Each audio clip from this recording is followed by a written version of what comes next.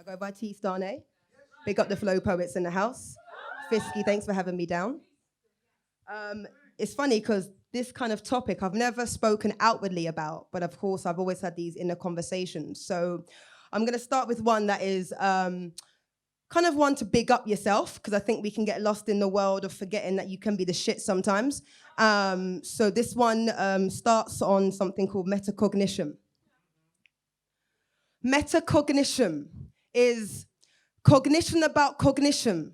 So you see, thinking about thinking, learning about learning, becoming aware of one's awareness and higher order thinking in order to get a deeper level meaning. Better myself, I'm aligning myself with my critical awareness that allow me to think about my not so pretty past or my present perfect or my fancy future with a simple mind state of now, the being that allow me to intervene with an intervention, help me regulate my re-regulation, have a positive drive on my self-motivation and let me breathe out with that self-confirmation.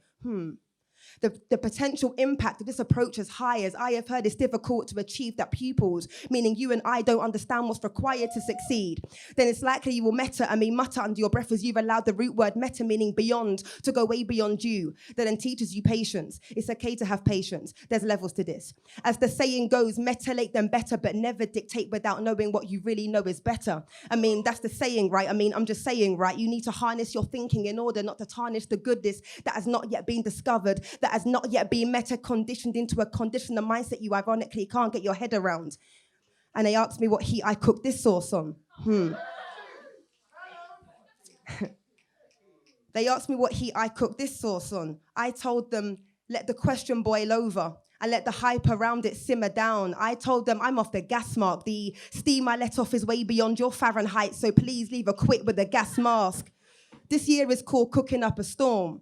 Oh, I see that, you see that, you're from the norm. You follow and gather like a flock for the crops, whereas the sower sows and then repeats and then retreats and then one can reap the lot and piling up the stocks into cubes. No oxo.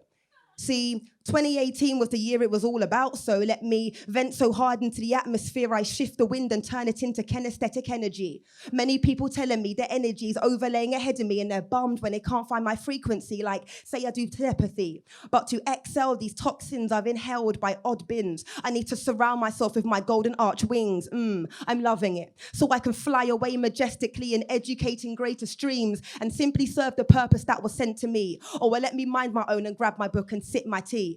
How you mean you can give your liters of awesomeness to pint-sized minded people? Tell the milkman not to come back round here again, son. Because when you pose that question, do you fill my cup so my cup runneth over? And from when you know your cup runneth over, you cannot spend your life with your gallon-sized offerings, offering to pint-sized minded people. You need to surround yourself with gallon-sized people. See, you see the third law of emotion's always at work in the sequel. For every action, there's a positive and equal reaction. That's why hella negative energies got cut out through subtraction. 2019 gave me another year of practice. I've seen the best actors and actresses 2018 had to offer. So for all those out there executing their script on me, pack it up, senior trailer, turn around and try another. And in fact, I thank 2019 for allowing me not to drag that through the door of 2020. And now they ask me what heat I cooked this sauce on.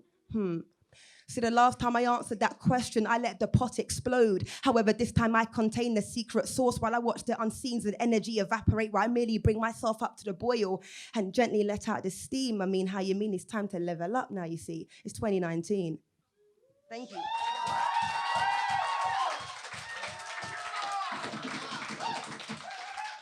Now, I started purposely with that piece because I felt like that was a nice surface level. So it gets a little bit deeper now, gets a bit deeper.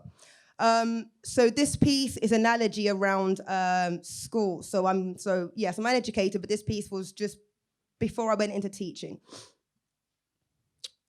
Secondary school was where I felt the true meaning of alone time. I also felt my first punch. I didn't know a place where receiving education could do me so sweet. Sweat. Because that's what dripped off my brow when my parents were called in for yet another head teacher, tutor, parent meet. I was this tomboy, outspoken, rap-loving teen, running down girls in black Air Forces while ironically trying to find my feet. My tag name was Rugel. Just do it backpack to the brim with black magic or blue Nixon gel, but the only colour I saw was red. And that colour was never looking half dim. Learning how the streets can lead you down of a tunnel of destruction with no permission needed from your consciousness. Fists clenched tight in my school jumper, holding out for trouble was his torture, whilst the other hand grabbed onto my talent playing brass in the school orchestra. I had to choose the life that was clearly going to choose the rest of it for me. So you see, I chose the smart life over keeping up the lame reputation. So I guess success comes with a celebration. Let's pop the champagne, let's have a fiesta, or let's break the ice, pull the chairs closer to take a look at this fiasco. There's no kick pull coast to coast when I'm looped up into the world of the unknown. See, turning yourself around for the better should be a subject at uni to study, because you really can't do a better job at being you and only you.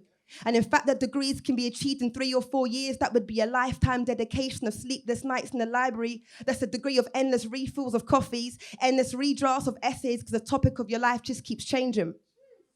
The time for this person that I once knew, I don't even know where she is now. Because I met this one inspiration, young girl, social with everyone, yet not everyone was social with her. Scientist, in fact, always keen to explore the unknown, the feels of ones who feel nothing from their remorse. Experimentalist with what went where and what happened if this went there. An investigator, or finding out what was on the other side of sour-speaking mouths, which left her punched up from a right hook from too many sour-talking mouths. She was an athlete, in fact, running for her life when she was cornered off like a crime scene by savages who wanted to prey on her uniqueness. Boy, did I watch her run so fast through the doors of security, up and down the streets, ducking and diving. She ran rings round her, captivated to see for many this would end with a knife being thrown into the mix and a feeble body being taken with no understanding or remorse.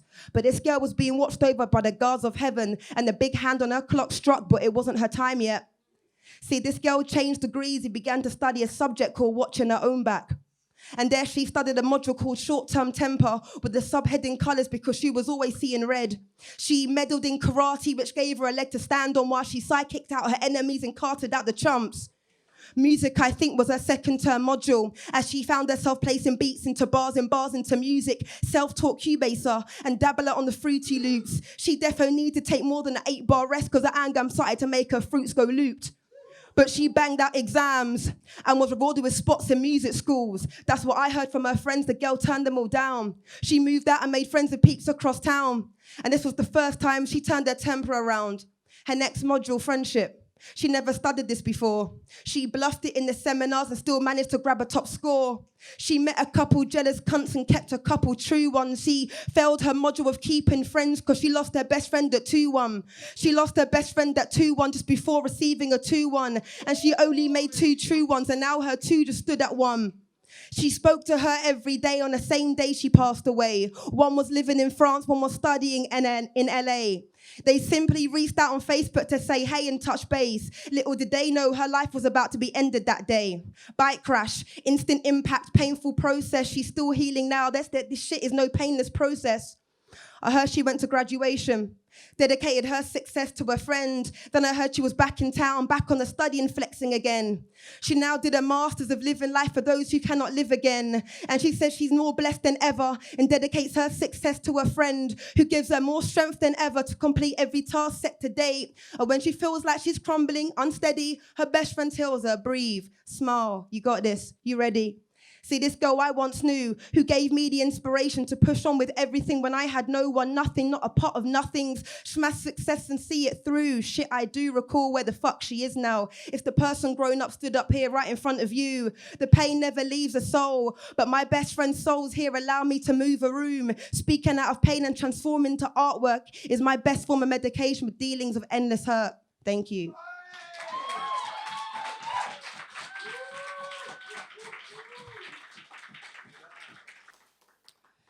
This piece is called I'm in a Juxtaposition. I'm in a juxtaposition. Things are going so right, yet my inner sense of living is going so left. In fact, it's barely lighting up. The constant back and forth of emotions making me feel like bipolar was a likelihood feature. Never being happy when you achieve success because you set yourself on constant incline. Raising the bar is no longer a motivational pep talk. It's ingrained in my veins, tattooed into my ethos. It's in the bottom of my walk. See, let me talk.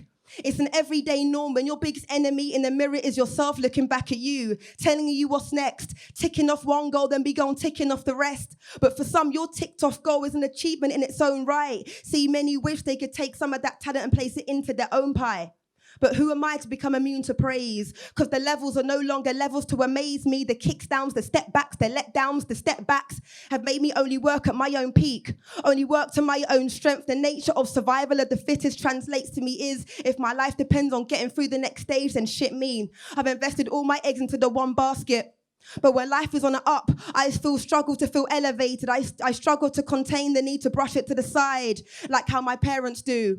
See, getting a first job to your first child graduating, first child embracing languages, first child speaking out, becomes the black sheep of the family when they have nothing in common with you anymore. As you developed into someone so different they ever imagined.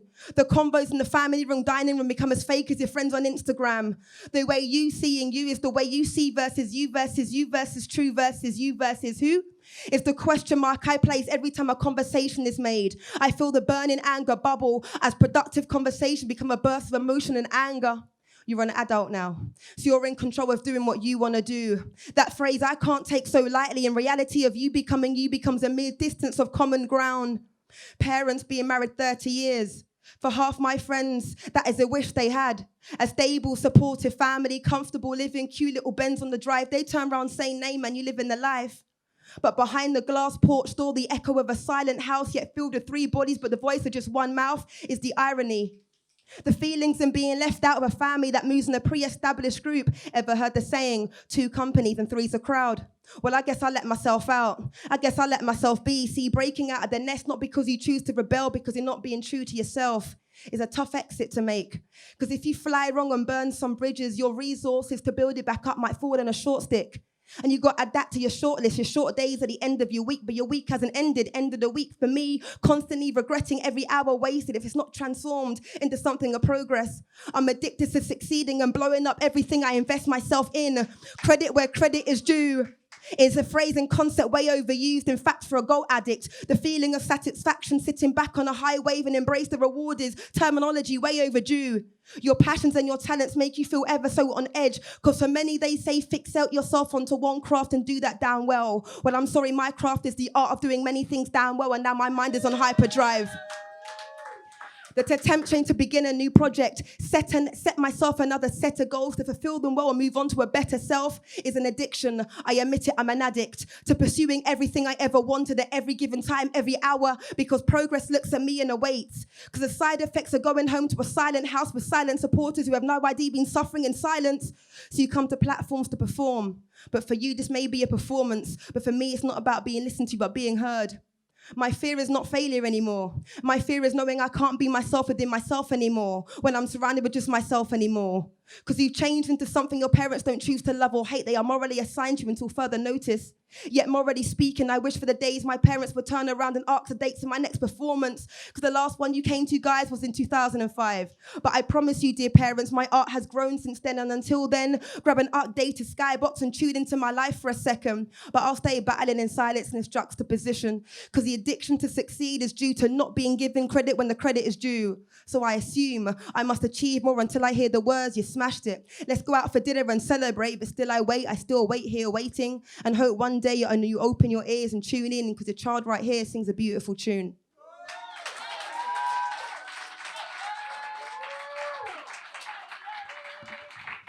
It's weird being up here, because once I put my phone up, I feel so in the zone. And of course, you forget that these are very vulnerable pieces. And I'm glad I was brought to a performance like this, because I never talk about these things. And it's very easy for people to see an end product and they think, oh, you do this, you do that. But there's a deep battle behind it all. So it's good to really vocalize that and kind of spark a conversation that I don't normally do anyway myself. This last piece I'll keep with you is called Health and Happiness. Being made aware of what everyone has first-hand experience to. Everyone has cried unexpectedly, doubted unforgivably, and beaten up the person deep inside of them for not doing, saying, being a better. I doubt that every single person listening even gives themselves enough credit. And I don't reference T-Mobile when I say you need to get past 5 days before you can call through and top up. This is for those who need reminding that they are amazing before and after the glow up. See, shout out to those for simply being enough. You doing, saying, being, living is for many, for the many, by the many, more than enough. Emotions run up against the wall and you tell yourself you are better than yesterday, but tears drip down your face, that face. The same sticky cheek, salted tears, you are familiar with that taste. Some days you need to remind your superhero self it's okay not to be okay. After so much downpour, thunderstorms of thoughts travel to the temperament. Sentiment means feelings in French, so as I stand I am feeling all my sentiments. Breathe first and let the storm out before you pent up, rise up and storm out. Your soul is made of utter gold, that's why you deserve a rainbow. Remind yourself you are a beautiful soul. Why do perceptions hold so much value? Life is neutral and draw upon our vibrations, vibrating as mindful mind of matter of stating that we simply hold different opinions to each other, and that's okay. I appreciate you simply stating. You need to begin to identify for yourself what feels good when you do it. And when you identify what feels good when you think about it, let that be. Allow your focus to one pin for as long as it takes for the universe to deliver to you a whole bunch of stuff that is just like that. And through that experience and the universal responses, your focus, understanding, you will prove to yourself that you are the creator of your own reality. And life is supposed to be good for you. And not supposed to, but it is good for you. You treat others as you wish to be treated, but you mistreat yourself. To be a constant service to others, take time to listen to yourself. Self-care, self-worth, self-love. So you can never be selfish. Looking after the person everyone you know calls so selfless. But why do you give yourself less? You always deserve more, so be more. 10% braver, you owe it to yourself. It's okay to be a late bloomer from the rich soil. You drink smart as you're a Budweiser. Remember, the loveliest flowers always blossom after the storm. Shout out to those for simply being enough. You doing, saying, being, living is for the many, by the many, more than enough. Thank you so much.